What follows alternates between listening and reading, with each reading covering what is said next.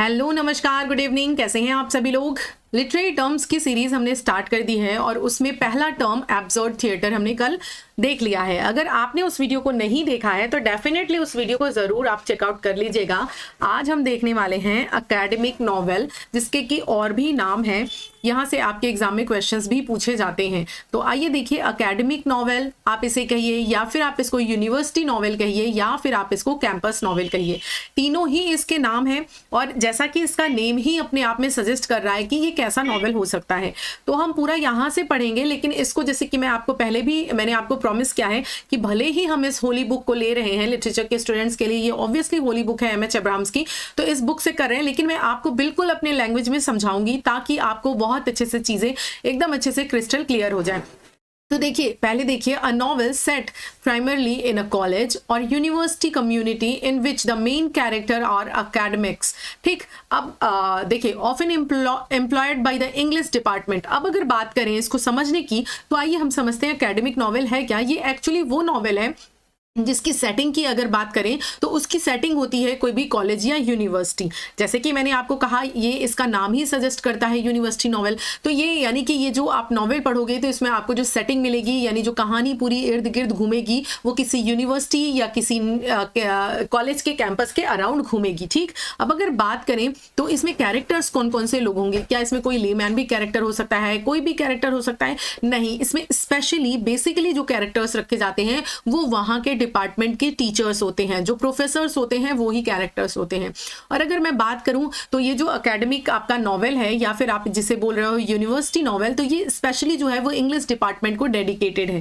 किसको डेडिकेटेड है? English department को डेडिकेटेड है। अब अगर हम बात करें कि जो एकेडमिक नॉवेल है उसमें ऑब्वियसली जो सेटिंग है वो तो रखी गई है, जैसे कि आपने देखा यूनिवर्सिटी या किसी कैंपस कॉलेज की, तो कॉलेज कैंपस या यूनिवर्सिटी की जो सेटिंग है वो तो बहुत अच्छी दिखाई जाएगी, बहुत अच्छी बिल्डिंग दिखाई जाएगी, बहुत अच्छी सराउंडिंग्स दिखाई जाएगी, सब कुछ बहुत अच्छे से दिखाया जाएगा। लेकिन वहां पर एक्चुअली इन नॉवेल्स में और क्या दिखाया जाएगा, जो कैरेक्टर्स लिए जाएंगे, यानी कि जो टीचर्स या प्रोफेसर्स लिए जा रहे हैं, उनके बीच में आपको कॉन्फ्लिक्ट दिखाई देगा। ऐसा लगेगा कि वो बाहर से तो बहुत मीठे मीठे आपस में एक दूसरे से बात कर रहे हैं, लेकिन अंदर ही अंदर वो एक दूसरे का विरोध करते हैं, एक दूसरे को काटने के लिए, काटने इन द सेंस जैसे बोलते नहीं है कि पॉलिटिक्स वगैरह चलती रहती है, तो ये सारी चीजें वहां पर दिखाई जाती हैं कि कैसे टीचर्स के बीच में भी, मतलब हर जगह आपको हर क्षेत्र में पॉलिटिक्स मिलेगी कि कौन किसको कितना नीचा दिखा दे, इस तरह से। तो इस तरह के कैरेक्टर्स को वहां पर दिखाया जाता है कि कैरेक्टर्स का, यानी टीचर्स और प्रोफेसर्स का ही आपस में कितना ज्यादा कॉन्फ्लिक्ट है, इस चीज को दिखाने की कोशिश की जाती है एकेडमिक्स नॉवल में। तो आई होप आपको यहां से क्लियर हो गया होगा कि एकेडमिक नॉवेल्स की सेटिंग क्या होती है। तो इसकी सेटिंग कॉलेज या कैंपस होता है। इसके कैरेक्टर्स कौन होते हैं? तो इसके कैरेक्टर्स ऑब्वियसली वहां के टीचर्स और प्रोफेसर्स होते हैं, लेकिन जिनके बीच में हम बहुत अच्छे संबंध दिखाने के बजाय क्या दिखाते हैं, उनके बीच में जो हम दिखाते हैं कि किस तरह से वो एक दूसरे को गंदा दिखाने में लगे हुए हैं, एक दूसरे को नीच दिखाने में लगे हुए हैं, उनके आपसी संबंध कैसे गंदे हैं, कितनी पॉलिटिक्स से भरे हुए हैं, तो ये चीजों को जो है वो दिखाया जाता है इसमें। ठीक, आगे आइए बात करते हैं। अगर तो देखिए, जो मोस्ट एकेडमिक नॉवेल्स होते हैं आर ह्यूमरस होते हैं। कैसे होते हैं? ह्यूमरस होते हैं, आपको देखने के लिए मिलेंगे। ठीक, और यहाँ पर देखिए, ये अगर बात किया जाए तो अगर आप देखिए यहाँ पर आ जाइए, लाइक डिटेक्टिव स्टोरीज या मर्डर मिस्ट्री भी दिखाई जा सकती है, many of which are set in British country houses. ठीक, ब्रिटिश कंट्री हाउसेज में ये सारी चीजें आपको जो है वो इसकी सेटिंग वगैरह इस तरह की चीजों की स्टोरीज की दिखाई देगी। ठीक, दिखाई देती है। आगे अगर हम बात करें, आइए नीचे आपको दिखाते हैं इसके एग्जाम्पल्स की। जैसे कि ये देखिए, अगर आपसे मान लीजिए ये आपको लिखने के लिए आ जाता है कि किस तरह की पर्सनालिटीज दिखाई जाती हैं, तो देखिए आइडियोसिंक्रेटिक पर्सनालिटीज यहाँ पर दिखाई जाती हैं, जिसके बारे में अभी मैंने आपको अच्छे से क्या किया है, बताया है। ठीक, तो यहाँ के जो डेफिनेशंस हैं ये आप बहुत अच्छे से लर्न करोगे, क्योंकि डायरेक्टली यहाँ से क्वेश्चन आ जाता है। यही मेरा मेन पर्पज है इस बुक से पढ़ाने का, इसीलिए मैं पीपीटी नहीं तैयार कर रही हूँ इसकी, ताकि मैं आपको ओरिजिनल टेक्स्ट आपको दिखा सकूँ, आपके सामने ला सकूँ। अगर आपकी नज़रों से ये गो थ्रू होगा तो डेफिनेटली आप एग्जाम में इसको कर पाओगे। तो अगर मान लीजिए आपका आ गया कैंपस नॉवेल आ गया, तो उसकी कैरेक्टरिस्टिक्स दे सकता है आपको एग्जाम में, या फिर एग्जाम्पल्स पूछ सकता है, या फिर आपको जैसे कि क्वेश्चन सेंटेंस फॉर्म में देता है तो उस तरह से पूछ सकता है। तो एग्जैक्टली ये लाइन आपको उठा करके पूछ लेगा, नॉवेल से लेकर के ठीक इसको यहाँ तक आपका ये लाइन पूरा उठा करके पूछ लेगा और आपसे पूछेगा कि क्या ऐसा है या नहीं। तो इस तरह के क्वेश्चंस भी बनते हैं, इसीलिए इनकी जो आप समझिए कि लाइन्स हैं वो पढ़ना बहुत ज़्यादा ज़रूरी है। और अगर बात करें कि जो अकेडमिक नॉवेल्स होते हैं उनके बारे में मैंने आपको बताया है कि उसकी थीम वगैरह कैसे होती है, लेकिन अगर बात करें तो अकेडमिक नॉवेल्स जो हैं have an occasional addressed more serious themes, ठीक है, including power, sex, class and banishment and exile की थीम को भी यहाँ पर क्या किया जाता है, प्रेजेंट किया जाता है। आइए देखिए अब कुछ हम एग्जाम्पल देख लेते हैं। तो इसमें तो एक जो बहुत बेहतरीन एकेडमिक नॉवेल का एग्जांपल है वो आगे आपको मिलेगा, किंग्सले एमएस का है लकी जिम, 1954 में आई थिंक है, 1954 में लकी जिम का है, किंग्सले एमएस का है लकी जिम। ओके, तो आइए इसमें कुछ एग्जांपल्स आपको ध्यान रखने हैं, उनको मैं अंडरलाइन कर देती हूँ, आप उनको ध्यान रख लीजिएगा। देखिए जॉर्ज इलियट का है मिडल मार्च 1874, थॉमस हार्डी का है जूड द ऑब्सक्योर 1895, ठीक, विला कैथर का है द प्रोफेसर्स हाउस 1925, डोरथी का है, देखिए आगे इधर नीचे आइए, गाउडी नाइट्स, ठीक। तो ये सारी चीजें हैं deal with academic setting and characters, ये सब किसके एग्जांपल हैं जो एकेडमिक सेटिंग्स और कैरेक्टर्स को के साथ डील करते हैं, ठीक। But the modern academic novel is generally thought to date from the mid 20th century. अगर बात करें कि इस समय के जो मॉडर्न एकेडमिक नॉवेल्स की अगर बात करें तो वो आपको मिड 20th सेंचुरी से जो है वो देखने के लिए मिलते हैं, उनकी डेटिंग आपको मिलती है with the beginning mark appearance in great Britain of CP shows the masters 1951। और ये देखिए किंग्सले एमएस का लकी जिम 1954 की अगर मैं बात करूं तो इसी की बात मैं कर रही थी, तो ये एक बहुत इंपॉर्टेंट एग्जाम्पल है, इसको तो आपको डेफिनेटली क्या करना है, याद रखना है, ठीक। उसके बाद देखिए ये आपके ये तो ग्रेट ब्रिटेन से था, बाकी अगर बात करें यूनाइटेड स्टेट्स से तो देखिए इसमें मैरी हैं, इनका है द ग्रोवर ऑफ अकेडमिक्स 1951, ठीक। तो ये आपके कुछ फेमस एग्जांपल्स हैं दो जो आपको ध्यान रखने हैं बहुत अच्छे से। देखिए एक आपका ये भी है मैल्कम का है द हिस्ट्री मैन है, ठीक। वैसे आपको इतना बहुत ज़्यादा नहीं ध्यान रखना है, लेकिन जो जो एग्जाम्पल्स मैंने अंडरलाइन कर दिए हैं उनको आपको देखना है, बाकी एक सरसरी निगाह से आपको पढ़ लेना है, ठीक। आइए आगे चलते हैं।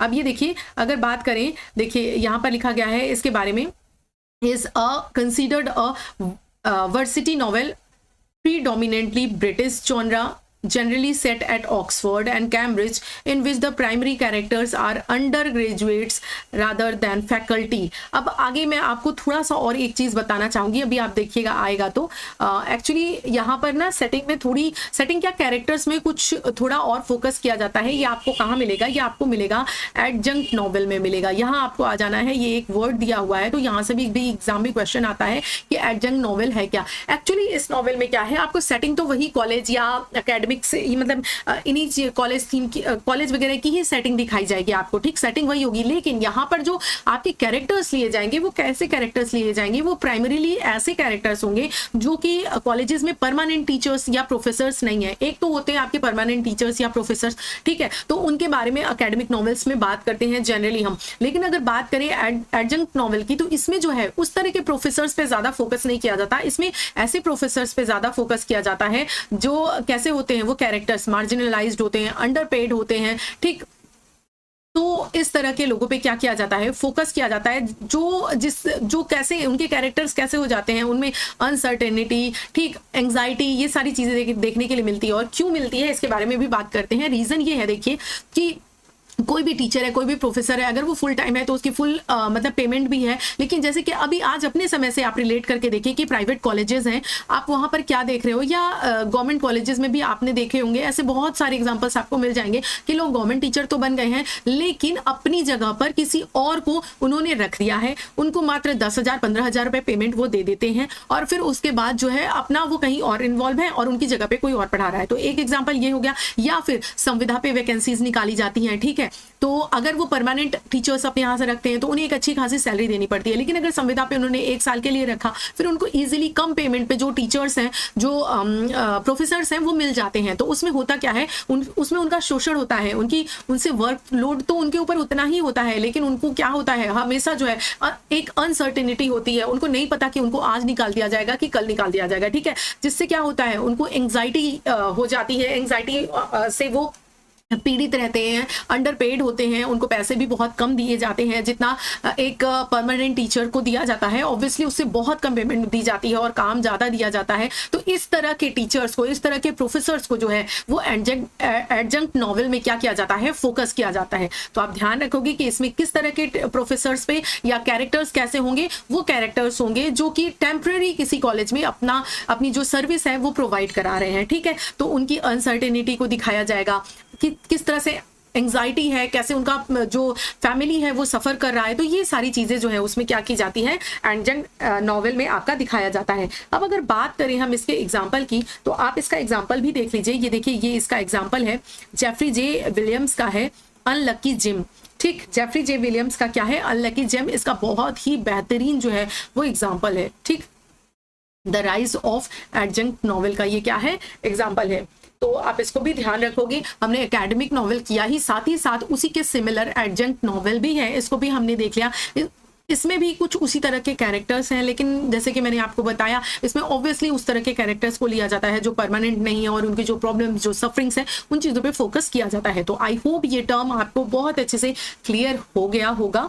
स्टिल आपको कोई कंफ्यूजन है तो बिना हेजिटेशन के आप अपना जो क्वेश्चन है वो पूछ सकते हैं। अब अगला जो टर्म है हमारा, एक्ट एंड सीन, इसके बारे में बात करते हैं। ये बहुत ज़्यादा आपका इंपॉर्टेंट टर्म है, यहाँ से आपके एग्जाम में क्वेश्चंस बनते हैं, ठीक। तो आपको ध्यान रखना है, an act is a major division in the action of a play. किसी भी प्ले में जो एक्ट होता है वो क्या होता है, मेजर डिवीजन होता है। आप देखोगे कि प्ले में रादर वो प्ले आपका 5 एक्ट का हो सकता है, 4 एक्ट का हो सकता है, या 3 एक्ट का हो सकता है, या कभी कभी आपको 1 एक्ट प्ले भी मिलते हैं। तो एक्ट क्या है, एक मेजर डिवीजन है, ठीक। मेजर डिवीजन में जो है, मेजर डिवीजन को क्या कहते हैं, हम एक्ट कहते हैं। In England this division was introduced by Elizabethan dramatist who imitated ancient Roman plays by structuring the action into 5 acts. अगर बात करें कि इंग्लैंड से इसकी जो शुरुआत होती है, अगर हम देखें तो ये जो डिवीजन की बात करें कि जो प्लेस का डिवीजन किया गया, वो कहाँ से, वो एक्चुअली जो एलिजाबेथन ड्रामेटिस्ट हैं वहां से शुरुआत होती है कि वो, क्योंकि वो किसको इमिटेट करते हैं, किसका अनुसरण करते हैं, तो वो जो एंशिएंट रोमन्स थे उनके एक्ट्स का, उनके स्ट्रक्चर का अनुसरण करते हैं, इमिटेशन करते हैं, क्योंकि वो लोग 5 एक्ट्स में अपने प्लेस को डिवाइड करते थे। तो सेम एज इन्होंने भी उसको इमिटेट करना स्टार्ट किया, तो वहां से ये चीज निकल के आई है। अगर बात करें late in 19th century, a number of writers followed the example of Chekhov and Ibsen constructing plays in 4 acts. अब अगर बात करें तो स्टार्टिंग में तो आपने देखा एलिजाबेथन टाइम पीरियड में आप देख रहे थे कि क्या आपका 5 एक्ट प्ले चल रहा था। उसके बाद जब ये आते हैं हेनरी इब्सन और ये आते हैं, ठीक, ये 2 लोग और भी हैं, तो इन लोगों ने क्या स्टार्टिंग की, इन्होंने जो है वो 4 एक्ट की स्टार्टिंग की। इनके जो प्लेज हैं वो जनरली किसमें, 4 एक्ट में डिवाइड होते थे। अगर हम बात करें 20th सेंचुरी, यानी जैसे जैसे हम आगे बढ़ते जा रहे हैं, हम क्या करते जा रहे हैं, उसके डिवीजन को कम करते जा रहे हैं। तो 20th सेंचुरी में अगर बात करें तो जो ट्रेडिशनली नॉन म्यूजिकल ड्रामा की अगर बात करें तो वो कितने 3 एक्ट्स में आपको डिवाइडेड मिलता है। तो आपको इतना तो समझ में आ गया मोटा मोटा कि एक्ट है क्या, एक्ट जो है वो किसी भी प्ले का मेजर डिवीजन होता है, ऑब्वियसली क्लियर होगा। नेक्स्ट बात करते हैं, एक्ट आर ऑफन सब डिवाइडेड इनटू सीन्स। अब अगर बात करें सीन्स क्या है, तो ऑब्वियसली एक्ट का सबसे बड़ा डिवीजन, किसी भी प्ले का सबसे बड़ा डिवीजन एक्ट है, और एक्ट का जो सब डिवीजन है, यानी कि उसको भी फर्दर हम और पार्ट्स में अगर डिवाइड करें तो वो क्या कहलाता है, वो सीन कहलाता है। और सीन जो होता है वो सबसे छोटा डिवीजन होता है, सबसे छोटी यूनिट होती है। हम जो सीन्स हैं उनको फर्दर डिवाइड नहीं करते हैं, ठीक है। देखिए आगे, which in modern plays usually consist of unity of actions in which there is no change of place or break in the community of continuity of time, ठीक। तो ये चीज आपको देखने के लिए मिलता है। अगर बात करें कि ये देखिए, एक पहले के जो थिएटर्स होते थे उसमें तो अभी आप मान लीजिए प्ले पढ़ रहे हो तो आपको तो एक्ट 1 मिल जाएगा, सीन फिर फर्दर मिल जाएंगे 1 2 3 4 ऐसे जितने भी सीन होंगे वो मिल जाएंगे आपको। लेकिन पहले अगर वो प्ले परफॉर्म हो रहा है तो कैसे दिखाया जाता था कि जो है अब सीन चेंज हो गया है या फिर अब एक्ट चेंज हो गया है, तो ये चीज कैसे दिखाई जाती थी? ये जो है वो आपका एक प्रोसीनियम आर्क होता था जो that frames the front of the stage. ये फ्रंट ऑफ द स्टेज की एक आप कह लीजिए बनावट हुआ करती थी, उससे क्या होता है इंडिकेट किया जाता था। ठीक, ये प्रोसीनियम जो आर्क है इसी से, इसके माध्यम से ये कुछ इस तरह का बना होता था। मैं आपको दिखा देती हूँ यहाँ पर फॉर्म करके। तो ये देखिए, ये आप समझोगे कि ये इसके मतलब आप समझ लेना यार, मैं यहाँ फॉर्म नहीं कर पा रही। तो इस तरह से है ये, राइट। तो ये कुछ इस तरह से, अब यहाँ पर आपका ये मान लीजिए कर्टेन लगा हुआ है, ठीक, यहाँ पर सामने ऑडियंस बैठी हुई है, तो यहाँ पर आपका एक्ट प्ले हो रहा है। अब जैसे मान लीजिए आपका सीन चेंज हो रहा है या फिर आपका जो एक्ट है वो चेंज हो गया है, अब एक्ट 1 से आप एक्ट 2 पे चले गए हो, तो क्या होगा, यहाँ पे ये जो कर्टेन है वो ड्रॉप हो जाएगा। तो अब लोगों को समझ में आ जाएगा कि ठीक है चलो एक एक्ट खत्म हो गया, अब दूसरा एक्ट स्टार्ट हुआ, ठीक। और अगर बात करें सीन्स की बात करें तो जनरली वो सीन्स वगैरह को इंडिकेट करने के लिए क्या करते थे, जो लाइट यहाँ पर जल रही है लाइट को डिम कर दिया करते थे, ठीक, या कर्टन ड्रॉप कर दे रहे हैं। तो इससे समझ में आ जा रहा है कि हाँ जो सीन्स हैं वो चेंज हो रही हैं। तो देखिए यही चीज यहाँ पर लिखा हुआ है कि the end of the scene is usually indicated by a dropping curtain और dimming of the lights at the end of an act by a drop and curtain and an intermission. तो किस तरह से दिखाया जाता था ये जो प्रोसीनियम आर्क है? आपसे क्वेश्चन पूछा जा सकता है एग्जाम में कि व्हाट इज प्रोसीनियम आर्क, तो आपको इस तरह से एग्जांपल दिया जा सकता है, या फिर पूछा जा सकता है कि what is the use of proscenium arc. तो आपको बताना है कि इसका काम यही होता था कि ये जो एक्ट और सीन्स का जो डिवीजन है ये प्ले के परफॉर्मेंस के दौरान तो उसको क्या करता था, प्रेजेंट करता था। यहाँ से जब कर्टन्स गिरते थे या फिर जब लाइट जो है वो डिम होती थी, स्लो की जाती थी, तो समझ में आता था कि हाँ जो सीन्स है वो क्या हो रहे हैं, चेंज हो रहे हैं। तो इतनी चीजें आपको क्लियर है, आई थिंक बहुत अच्छे से समझाने की कोशिश की है मैंने आपको। अब नेक्स्ट जो आपका है वो एस्थेटिक आइडियोलॉजी है, जो कि हम अपने अगली जो है सेशन में देखेंगे, अगले वीडियो में देखेंगे। आज मैंने आपको 2 टर्म कंप्लीट कराई है, आप टोटल आपकी 3 टर्म कंप्लीट हो गई है। तो आप इसको मेरे साथ के साथ नोट्स बनाते चलिए, पढ़ते चलिए। अगर आपके पास नोट्स नहीं, मतलब आप नोट्स नहीं बना रहे हो, तो एटलीस्ट आप बुक ले आओ, बुक में मार्किंग करो, जो जो मैं आपको बता रही हूँ, जो इंपॉर्टेंट लाइंस बता रही हूँ उनको बिल्कुल मार्क करिए, उन एग्जांपल्स को मार्क करिए और उसको बहुत अच्छे से उसको पढ़ जाइए, कई बार प्रैक्टिस कर डालिए, क्योंकि ये एक बहुत इंपॉर्टेंट पार्ट है। समझ रहे हो आप बच्चा? क्योंकि जब आप कोई भी एग्जाम दे रहे हो, आप चाहे वो बीपीएससी दो, चाहे मतलब लिटरेचर से रिलेटेड कोई भी एग्जाम दो, नेट दो, सेट दो, ठीक है, आप कुछ भी कोई भी एग्जाम दे रहे हो, चाहे केवीएस हो, एनवीएस हो, हर जगह टर्म्स तो पूछे जाने ही जाने हैं। तो ये एक बहुत जरूरी पार्ट है जो मैं आपको कवर करवा रही हूँ। तो ये आपके लिए बहुत इंपॉर्टेंट है, मैंडेटरी है कि आप इसको पढ़ो। और अगर आप नेट के स्टूडेंट हो, आप देख रहे हो, तो मैं आपसे ये कहूंगी कि सिर्फ इतना ही पढ़ने से आपका काम नहीं होगा। ये जो चीजें मैं पढ़ा रही हूँ ये एक्चुअली जो है वो जैसे टीजीटी पीजीटी के बच्चे हैं या फिर जो छोटे टीचिंग एग्जाम्स के बच्चे हैं, ये उनके लिए है, लेकिन आपको इसमें कुछ चीज़ें ऐड करनी है। जैसे सपोज दैट मैंने आपको पीछे जो है वो एग्जांपल दिया है, बहुत सारे वर्क दिए हैं, किंग्सले एमिन्स का वर्क बताया है। तो ये सारी चीज़ें जो भी मैं आपको वर्क बता रही हूँ, पहले तो आपको इसको ईयर वाइज याद करना है, ठीक है, इसके ईयर भी आपको ध्यान रखने हैं आपको, क्योंकि एग्जाम में जो है स्पेशली नेट वगैरह के एग्जाम में क्या है, क्रोनोलॉजी बेस्ड क्वेश्चन पूछ लिए जाते हैं। तो उसके लिए क्या होगा, आपको इसके जो ईयर दिए हुए हैं वो आपको याद होने चाहिए, तभी आप कर पाओगे। देखिए जैसे मैं बता रही थी कि ये चीजें हैं, देखिए यहाँ पर आपको दिया हुआ है किंग्सले एमिन्स का है, लकी जिम है, तो वो 1954 आपको याद होना चाहिए। साथ में बोलो, जब भी पढ़ो ना तो आप साथ में बोलो, इस तरह से अपना मैपिंग कर लो कि जब भी मैं कोई भी वर्क बोलूँ, चाहे आप किसी भी वर्ड्सवर्थ का है, शैली का है, किसी का भी कोई वर्क पढ़ रहे हो, तो साथ में अगर उसके साथ आप इसकी जो ईयर है इसको भी प्रोनाउंस कर रहे हो, इसके भी बोल रहे हो, तो वो बिना एफर्ट के आपको याद होता जाएगा। तो आपने ये चीजें भी करनी है। साथ ही साथ ये जितने भी एग्जांपल्स इसमें आ रहे हैं, आपको इसका क्या करना है, आपको जो है इसका अपना एक अलग से नोट्स बनाना है। उसमें आप विकिपीडिया से इनके बारे में सारी डिटेलिंग निकालो, इनके कैरेक्टर्स निकालो,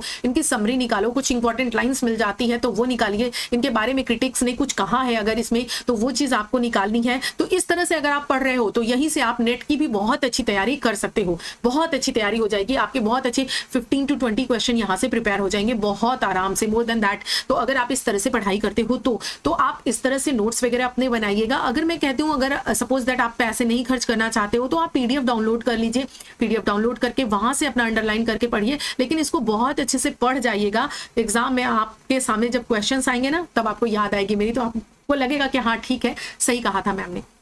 तो चलिए अगले वीडियो में मिलेंगे कुछ अगली बेहतरीन सी इंफॉर्मेशन के साथ। तब तक के लिए अपना ख्याल रखिए, अपनों का ख्याल रखिए, अपने समाज का ख्याल रखिए। कुछ ऐसा जानबूझकर बिल्कुल भी मत कीजिए कि जो किसी को हर्ट करे। तो thank you so much for watching. और हाँ, वीडियो अच्छे लगे हों, एफर्ट अच्छा लगा हो, तो इतनी उम्मीद तो मैं भी कर सकती हूँ आप लोगों से कि आप वीडियोस को लाइक कर देंगे, एक छोटा सा प्यारा सा कमेंट कर देंगे। करते भी हैं, जो लोग करते हैं मैं उनके लिए नहीं कह रही हूँ, उन्हें तो दिल से शुक्रिया, थैंक यू सो मच कि आप बिना कहे ही कर देते हो, बहुत अच्छा लगता है। तो बाकी लोग भी कर दिया करो, बाकी आपकी मर्जी। अगर आपको लगता है नहीं वैल्यूएबल है तो कोई बात नहीं है, ठीक है। Thank you so much.